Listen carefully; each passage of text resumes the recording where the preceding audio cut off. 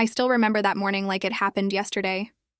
The sun was just beginning to rise, spilling golden light across the school courtyard. It should have felt magical, the air buzzing with laughter, chatter, and the nervous excitement of everyone ready to step into the next chapter of their lives. But for me, it felt like walking into a storm I couldn't escape. I had spent years dreaming of this day. Graduation was supposed to be my moment, the culmination of long nights studying, skipping parties I wasn't invited to, and sacrificing little comforts just to make it here. And yet, as soon as I stepped onto that stage, everything changed. They were there. The ones who I had called classmates, friends even, who now wore smirks that cut deeper than any insult ever could. I tried to ignore them at first, focusing on the proud faces of my parents in the crowd. But then the whispers started. At first, subtle, almost casual. "Can you believe they actually made it here?" I guess even miracles happen sometimes. I froze. My hands clenched around my diploma, my heartbeat pounding in my ears like a warning drum. I could feel the sting of every gaze, the sharp edge of every laugh. They thought this was funny. My accomplishment was their joke. The worst part? They didn't even need words. Just the way they looked at me, the way they leaned into each other with barely concealed laughter. It was enough. Enough to make me want to vanish right there, to run off the stage and hide in the shadows until no one ever remembered my name again. But I didn't. I stood there, forcing a smile that tasted like ash, and nodded politely to the teachers who handed me my diploma. I could feel their eyes burning into me, those who had secretly hoped I'd trip, stumble, or falter. And I stayed silent.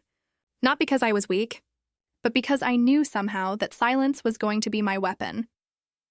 After the ceremony, the chaos of congratulations and photos surrounded me. My family hugged me tightly, proud smiles beaming, but I could barely respond. Every photo felt like a trap. I could hear their laughter in the background, a sound that would haunt me for years. "Look at them trying so hard. Poor thing," one of them whispered just loud enough for a nearby friend to catch. I wanted to say something. I wanted to confront them, to let the venom of their words hit them back. But instead I let it slide. I walked away, head held high, masking the storm inside with a calm exterior. Nobody could see it, but I was already making a mental note of every insult, every sneer, every tiny detail of humiliation I endured. It wasn't just about embarrassment. It was betrayal. People I had laughed with, studied with, and trusted had chosen that moment to show who they really were. And in their arrogance, they didn't realize that betrayal was planting the seeds for something much bigger. That night, I sat in my room, staring at my diploma on the desk. The paper felt heavier than it should have. It wasn't just a symbol of achievement anymore. It was a reminder of how cruel the world could be, even when you had done everything right. And in that quiet moment, a thought began to form in my mind. They think this is the end of my story. But they have no idea it's only the beginning. I replayed their faces over and over. Every mocking glance, every snicker, every whispered comment. I didn't scream. I didn't cry out. I just watched, and I waited, because some battles aren't fought in the moment. Some victories are far sweeter when they come quietly, when the other side has no clue what's coming. And I was ready to wait. Little did they know, while they celebrated their jokes, I was already plotting the reveal that would leave them speechless. The one moment when all their mockery would come crashing down. But that moment wasn't today. Not yet today. Was just the storm before the calm. The days after graduation were supposed to be a celebration. Friends posting pictures, families sharing stories, everyone moving on to the next chapter of their lives.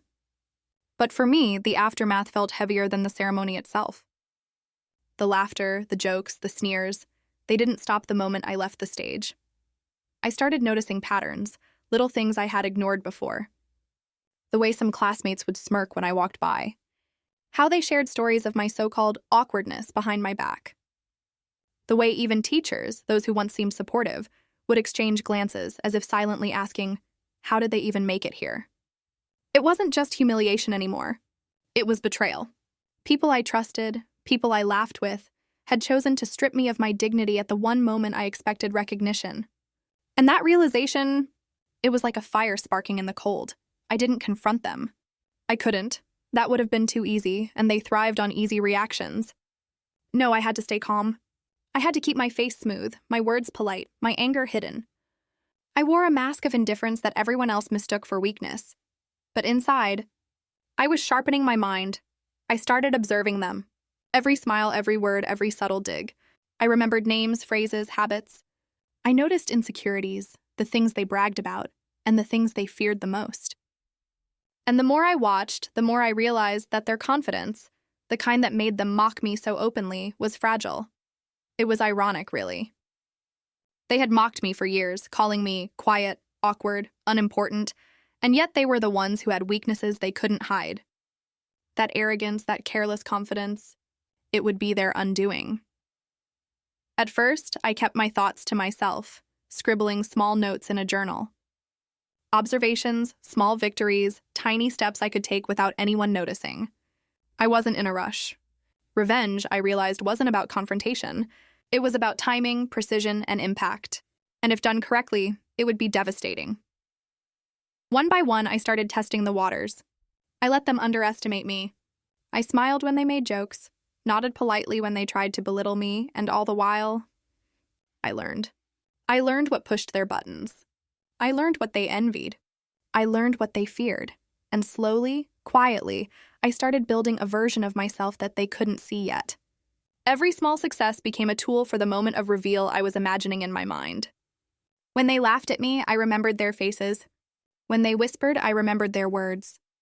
Each insult became fuel, each betrayal a stone added to the foundation of my plan. At times, I questioned myself. Was I letting anger consume me? Was I becoming someone I didn't recognize? But then I remembered that the goal wasn't just revenge, it was justice. Not physical, not cruel, but the kind that leaves people speechless, the kind that turns mockery into shame. I began imagining the reveal in detail. Would it be professional? Academic? Social? Perhaps it would be something entirely unexpected, something so sharp and precise that even their closest friends would be stunned. I didn't rush to answer. I simply prepared, waited, and grew stronger in silence. Meanwhile, the world moved on. My classmates posted their parties, bragged about achievements, flaunted connections, completely oblivious that I was quietly changing, quietly rising in ways they would never suspect. The arrogance that had once been my enemy now worked in my favor. It made them blind to my progress. Every time I thought of their laughter that day, I smiled quietly to myself. Not because I enjoyed it, but because I knew that laughter could be turned on its head. That smug satisfaction, the feeling of superiority they had over me, could become their greatest shock. And yet, I stayed patient. Because patience is a secret weapon most people never learn to use. While they celebrated empty victories, I was building real ones. While they focused on ridicule, I focused on growth. And deep down, I knew the day would come when every sneer, every mocking glance, every whisper would be repaid. Not with rage, not with cruelty, but with revelation. They thought I was weak. They thought I would crumble under the weight of humiliation. But the truth was I was learning, preparing, and quietly waiting. And one day, all their assumptions would come crashing down, leaving them in a silence so complete. It would feel like the world itself had turned against them. That day, I promised myself, would be unforgettable. After weeks of reflection and silent observation, I realized that humiliation fades, but preparation lasts. I couldn't rely on anger alone. If I wanted my reveal to hit with the weight it deserved, I had to transform myself quietly, deliberately, and in ways no one would anticipate. It started with small changes. I worked on skills they had dismissed, pursuing opportunities they thought were beyond me. Every book I read, every workshop I attended, every skill I mastered was another silent step toward the day they would see me differently. They thought I spent my time hiding in my room, brooding over the insults. In reality, I was building an entirely new version of myself, a version that would leave them speechless when the curtain finally lifted. Some days were harder than others. The temptation to confront, to lash out, was strong. I remembered that day on the stage, every smirk, every whispered joke, and I had to breathe through the rage. I had to remind myself, patience, precision, and persistence. Revenge isn't a sprint, it's a calculated journey. I also began to expand my network, quietly surrounding myself with people who could see potential rather than flaws. Mentors, peers, strangers even, anyone who could offer knowledge, insight, or an opportunity. While my former classmates flaunted empty popularity, I was creating real connections, ones that would amplify the impact of the reveal when the time came. And yet, the most important work was internal. I strengthened my confidence, shaping it into quiet resilience. I learned to smile politely at the very people who had mocked me, to nod in acknowledgement while thinking 10 steps ahead. That inner calm became my shield. They couldn't see the storm building behind my eyes. They couldn't guess that the person they had humiliated had already started climbing to a height they couldn't reach. Months passed, each day adding bricks to my foundation. Achievements that once might have seemed small began to compound into something substantial. They went unnoticed by the people who had laughed at me, because the very things they valued, superficial popularity, fleeting recognition, were irrelevant to my path. The world had moved on from graduation, but I had quietly created leverage that would become undeniable. And then came the testing phase. I experimented in small ways, revealing subtle hints of my progress without revealing the full picture. A casual mention of a new project, a subtle achievement shared in passing. Their reactions were priceless: curiosity, disbelief, tiny cracks of insecurity, but nothing too obvious. I learned to play with their perceptions, to make them underestimate me even as I grew stronger. It wasn't about revenge yet. It was about preparation. Every step, every effort, every late night and early morning was part of the blueprint for the day when their arrogance would collide with reality. And in my mind, I began rehearsing that moment. Their faces when they realized how much they had misjudged me. The silence when their laughter no longer found purchase. The subtle satisfaction of proving that quiet determination is far more powerful than mockery. This quiet transformation wasn't just external. I changed mentally, too. I learned to detach from their opinions, to focus on progress instead of validation. Every insult, every jab, every whisper of derision became fuel, something that no one could take away from me, something that would grow stronger over time. Even the people closest to me noticed the shift. Friends who had been indifferent, teachers who had been distant, family who had worried, they all started to see it. I was becoming someone different, someone confident, someone unstoppable. And yet the people who had mocked me, they remained blind. Their laughter, once so loud, was fading in the background, unable to reach me. And all the while I held on to that vision, the reveal. Not a petty retaliation, not a harsh exposure, but a moment of undeniable impact. The kind that leaves people speechless, questioning everything they thought they knew. I knew it wouldn't be immediate. I knew it would take time. But I also knew that patience, preparation, and precision would make it unforgettable. And so I continued quietly, steadily, without fanfare. Each day a step closer, each achievement a silent message they could not yet comprehend. The world around me might have seemed ordinary, mundane even, but behind the scenes I was building the stage for a reveal that would rewrite everything, because the truth is, there's a unique power in being underestimated, and I had learned to wield it like a weapon. The day finally arrived, though I had known for months, maybe years, that it would. There was a strange calm in the air as I prepared myself. I could feel the weight of every insult, every mocking laugh, every whispered comment from graduation day pressing against my chest, not as pain, but as fuel. Today, all of it would come to fruition. I chose my moment carefully. It wasn't about drama for its own sake. It was about precision. I wanted their reaction to be genuine, raw, undeniable.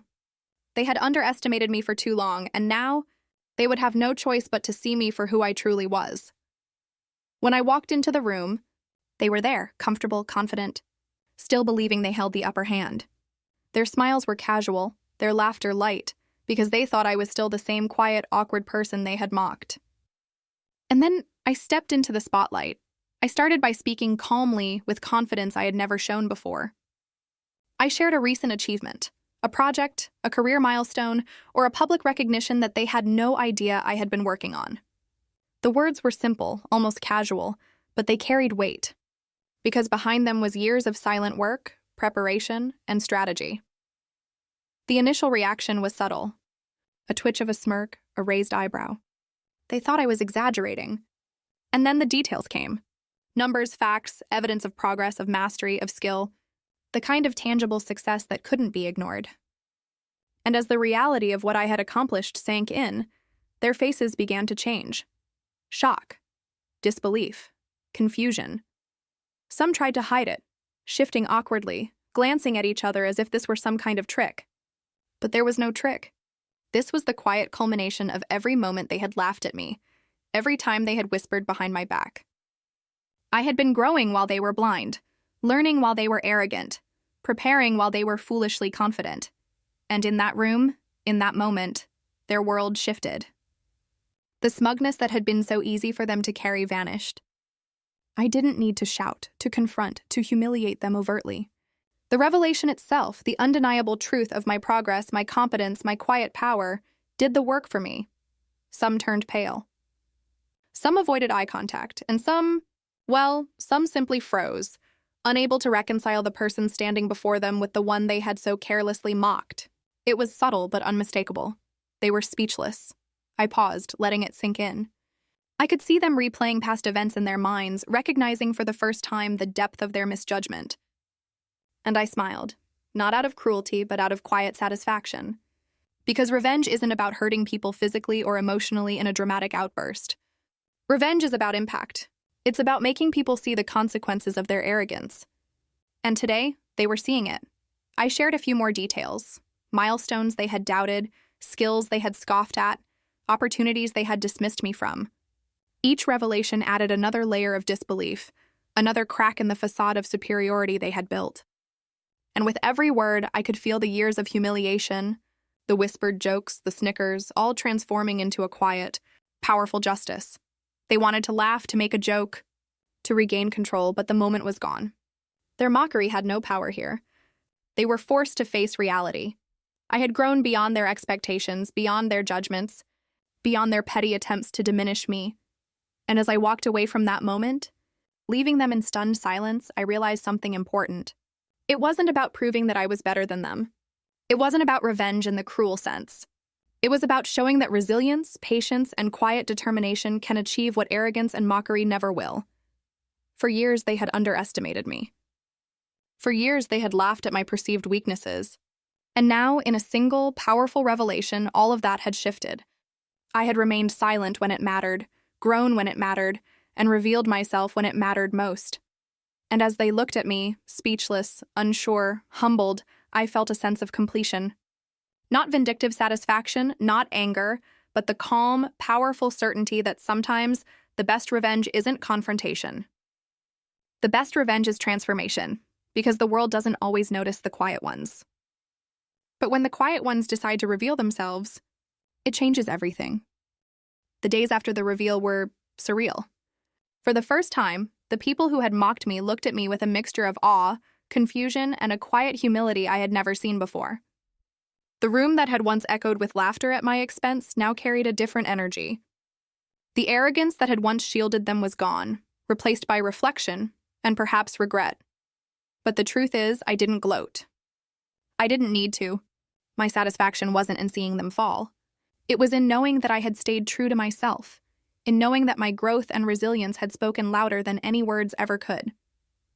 The impact of that revelation was undeniable, but it was also quiet, subtle, lasting, the kind of justice that leaves a mark not through confrontation, but through undeniable presence. Some of them approached me afterward, offering apologies, explanations, or awkward smiles. Others avoided me entirely, unable to face the person they had underestimated. And I realized that the greatest lesson here wasn't for them, it was for me. It was about the power of patience, the strength in quiet determination, and the importance of focusing on your own path rather than reacting to the judgments of others. I often think back to that graduation day, to the sting of humiliation, the whispered laughter, and the feeling of being invisible. Those moments, as painful as they were, became the foundation of everything that came after. They taught me a critical truth. The way people treat you when you are quiet, underestimated, or overlooked can either define you or motivate you. I chose the latter. There is a lesson in every betrayal, every mockery, every moment when the world seems unfair. It's not always about confrontation or revenge in the immediate sense. Sometimes the most powerful response is growth. Sometimes the most satisfying victory is transformation. And sometimes the person you become in silence is far stronger than the voices that tried to break you. In the end, I realized that my silence wasn't weakness, it was strategy. My quiet determination wasn't patience wasted, it was preparation. And the reveal when it came wasn't just about proving them wrong. It was about proving to myself that resilience, focus, and self-belief can outlast mockery, cruelty, and doubt. Life has a way of testing us in moments we least expect. Humiliation, betrayal, and laughter at our expense can feel unbearable, but they also hold a hidden power. They force us to look inward, to discover strength we didn't know we had, and to plan our growth with precision. And when we finally step forward, fully realized, fully capable, the world, especially those who doubted us, takes notice. So if you've ever been mocked, underestimated, or betrayed, remember this: silence is not weakness, patience is not passivity, and growth is the ultimate revenge. Focus on yourself. Build your skills, refine your mind, and strengthen your spirit. One day, the world will see the result, and the moment of revelation will be far more powerful than any immediate reaction could ever be. Because the truth is, those who laugh at you today may not even recognize the person you become tomorrow. And that is the most satisfying justice of all.